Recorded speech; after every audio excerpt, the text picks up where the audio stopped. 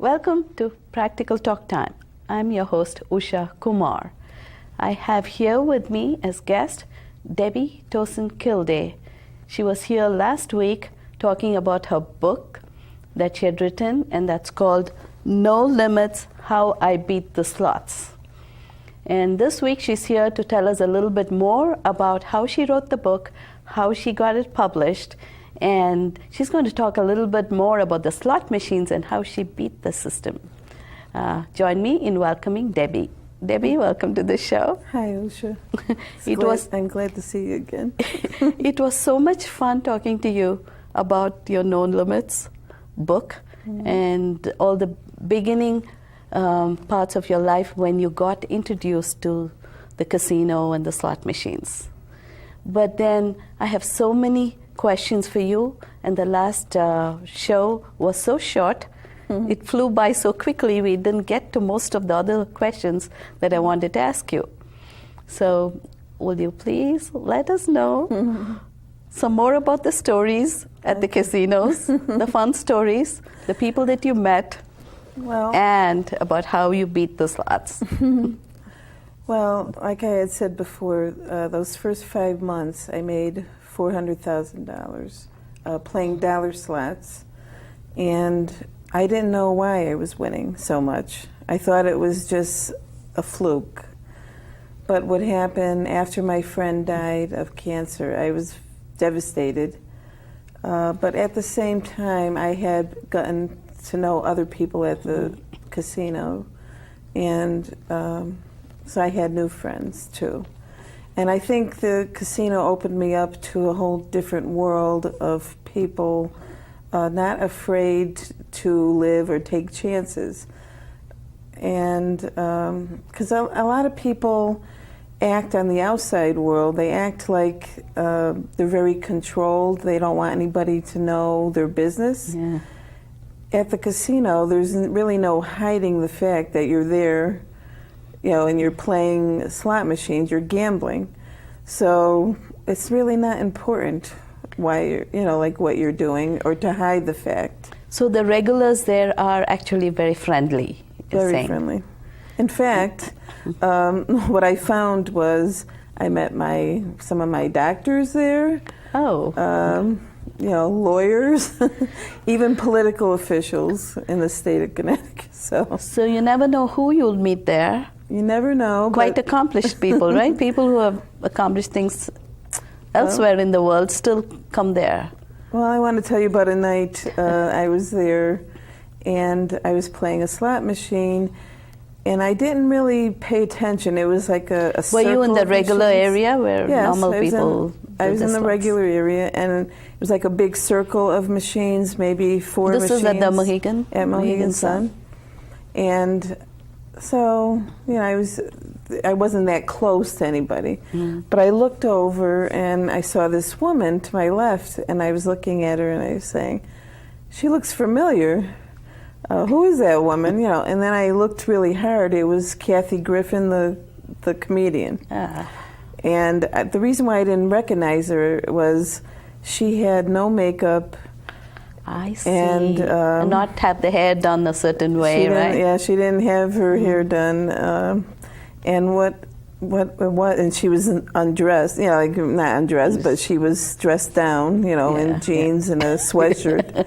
Okay. But the most important thing that I noticed about her was that she had freckles all over. And she has her makeup sprayed on. And that is why, okay. So if I find someone who with the features that Kathy has and with freckles, and I know it's Kathy. So I looked over, and she looked at me, and then, she said, I said, "You're Kathy Griffin?" And, she said, "Yeah, who are you?" But I had played kind of like off in a corner, because now that I was winning so much money, a lot of people wanted to play near me. Gamblers are very superstitious, I found.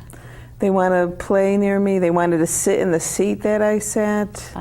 They wanted to play the machines that I touched. So anyway, So they want the luck to rub off on yeah, them. they think it's going to rub off. Okay. But so anyway, Or hop onto them. we started talking. Yeah. She was very friendly. Okay. We started talking, and I told her I was kind of a celebrity myself, you know, in the casino circles. And she invited me to come to see her. She was performing there. Okay. So she told me to come to her show the next night. And so I don't think she really believed what I was telling her. But we went to her show the next night, and after the show, I was playing. She had asked me, "Where do you usually play?" So I had told her my favorite machines and everything.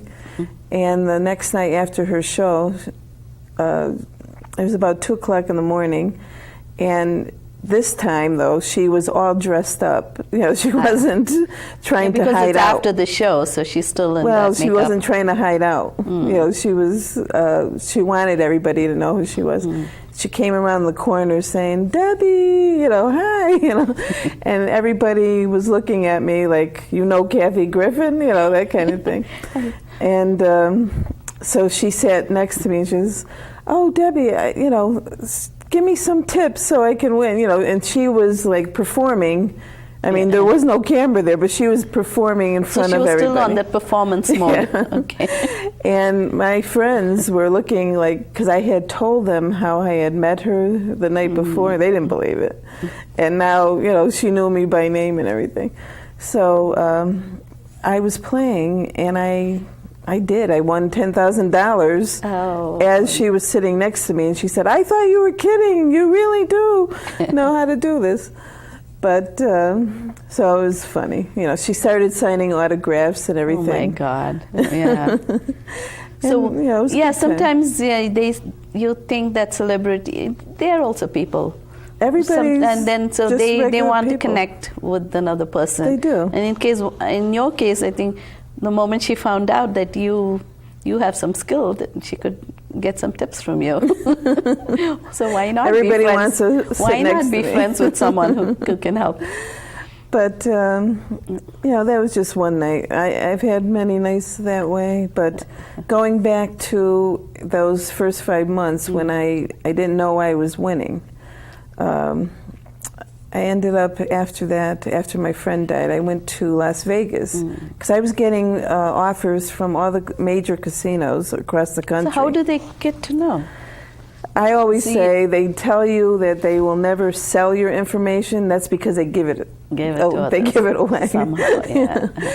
So they all knew who I was, you know, and so I went to Las Vegas for the first time, and it was there that I realized why I was winning so much. I was playing a dollar slot machine in Las Vegas. It was different from any machine I had seen here in Connecticut. It was about 8 feet tall, but it was an ancient machine, those big giant machines that they usually have in Las Vegas, if anybody's been there. They have them in front of the door, they used to, you know, right when you walk in. And nobody wanted to play that machine because it was so slow playing. Yeah. So I sat there and I was watching. They had like a window inside, and you could see the gears. That's how old it was, you know, gears turning. And as the gears turned, every time I played the machine, little numbers would go into slots on the bottom. And the numbers Where did do not. they show up on a screen or something? No, it was like a little. You have to look inside. Yeah, it was like a little window inside I this see. machine. Okay. And so I was, for fun, like watching that, like amusement. So each time you put a coin in, that something turns there. Yeah. And And is little that just a numbers. single number that comes up, or it's like a No, whole? it's like a row of numbers? 6 different numbers came up across. Okay. Didn't make any sense. It was Yeah. 2, 1, 8, Okay, all it was these just different some, numbers. Okay, random numbers. But as I watched that and as I played, I won $10,000 on that machine too.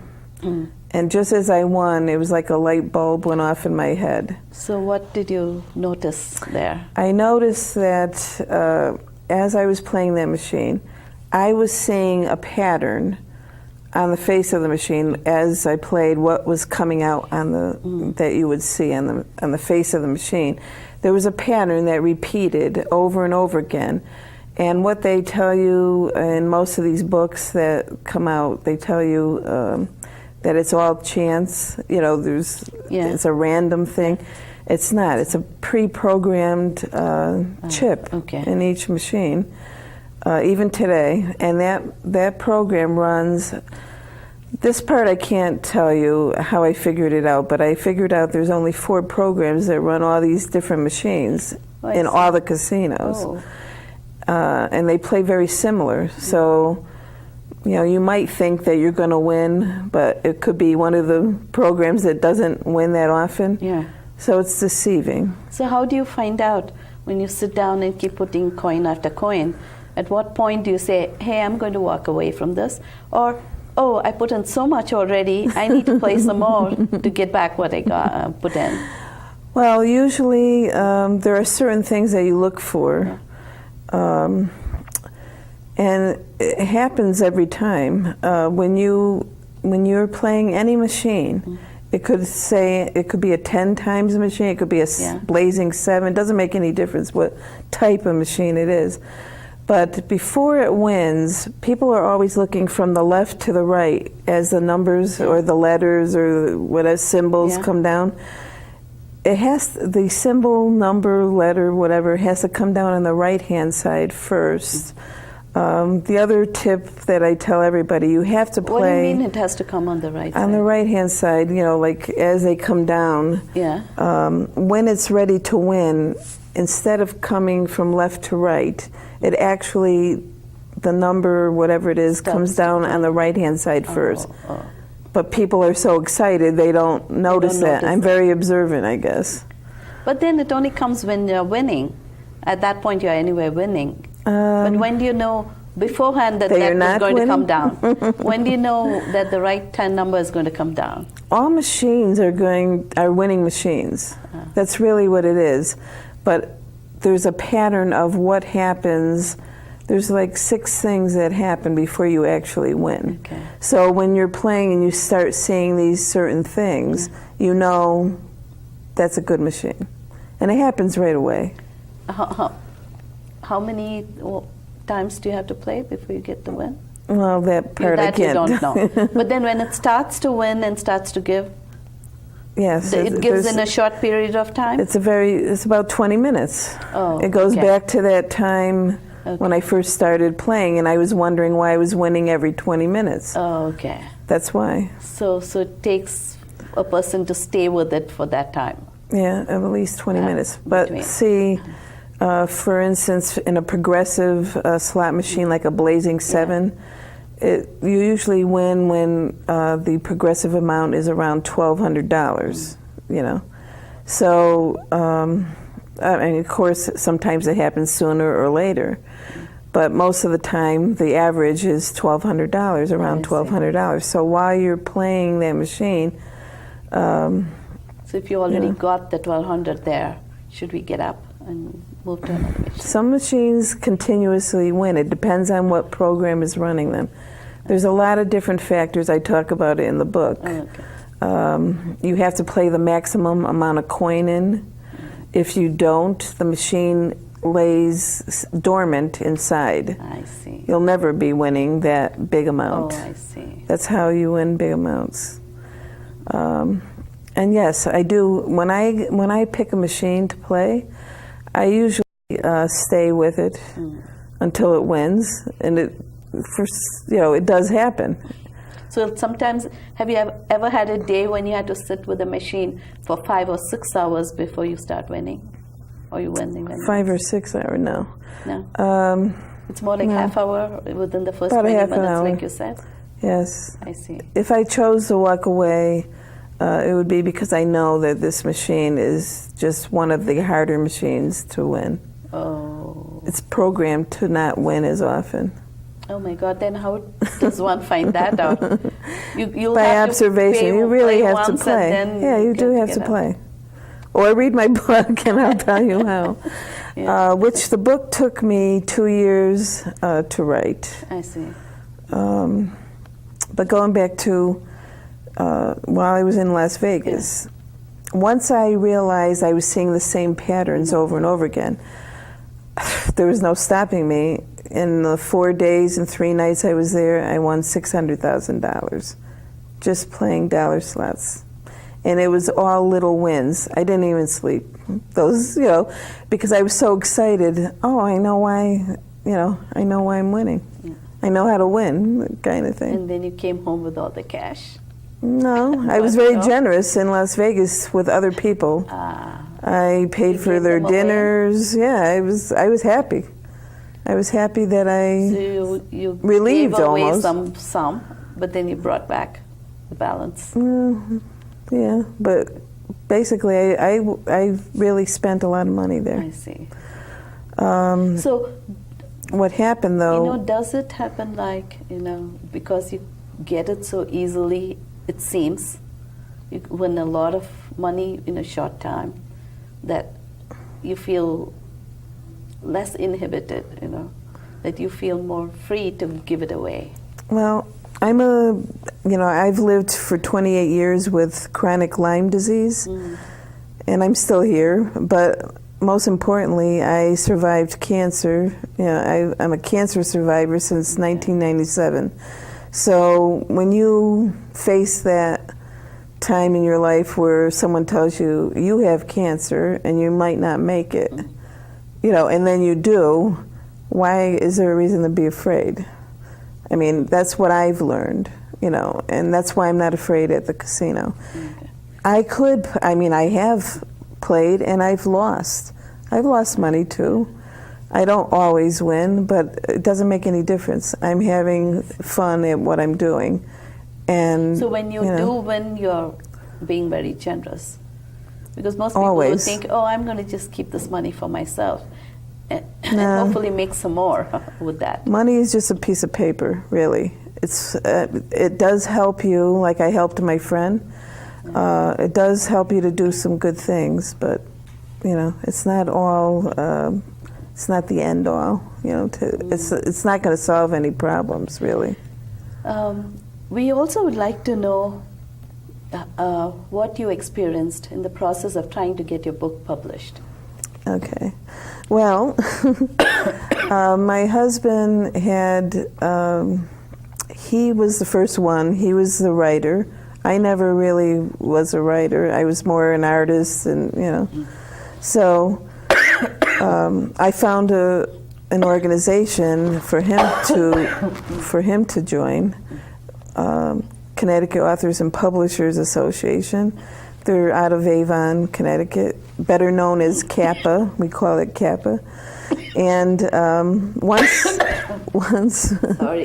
once we joined that organization, right now we have about 300 people that belong to the organization.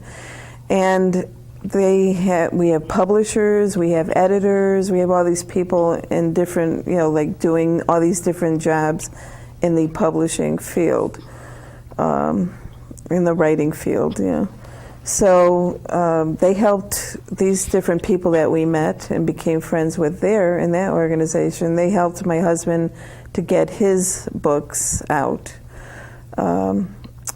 Most of our authors, some are traditionally published and some are independently published. I've had traditional publishers interested in specifically the No Limits book, but I chose to independently publish it myself. It took me 2 years to write the book, and during that process, though, I did not go to the casino at all. I concentrated on writing that book. It was not easy for me because a lot of good happened at the casino, a lot of bad happened, not with the casino themselves. It was basically tax problems that I had, and it was because I had been giving money away to people. Yeah, that is a separate show in itself. Yeah, that's a separate show. We need to discuss that would be a one long full show. half hour on that, because financially, what one must be aware, even if you gamble, even if you're just playing in cash, you still have to account for it. You still have to account for your income and still pay taxes on those. Yes. Maybe small wins like coin slot machines you don't have to, or even those you'll have to. No, I like mean, small by 20 law, bucks. you're supposed to tell them everything, yes. Yeah. No matter And- what you win or lose now.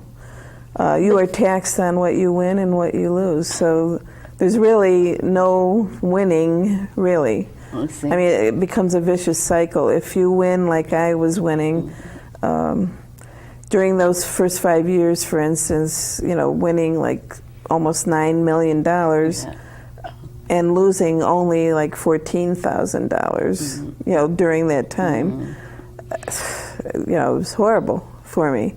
I was being taxed like a millionaire, but in reality, it was like kind of like winning the lottery, where you win the lottery and it was like someone coming to me and saying, well, you won all this money, now continue to win that money, because now we're going to tax you like you are a millionaire forever. And when you have a loss, you can't take all the loss. No. Right? You can only take a part of it. In my case, I couldn't. Even if someone had, they cannot take all of it. They can only take a small part of it. Yes. So it doesn't even begin to cover the losses. It's true.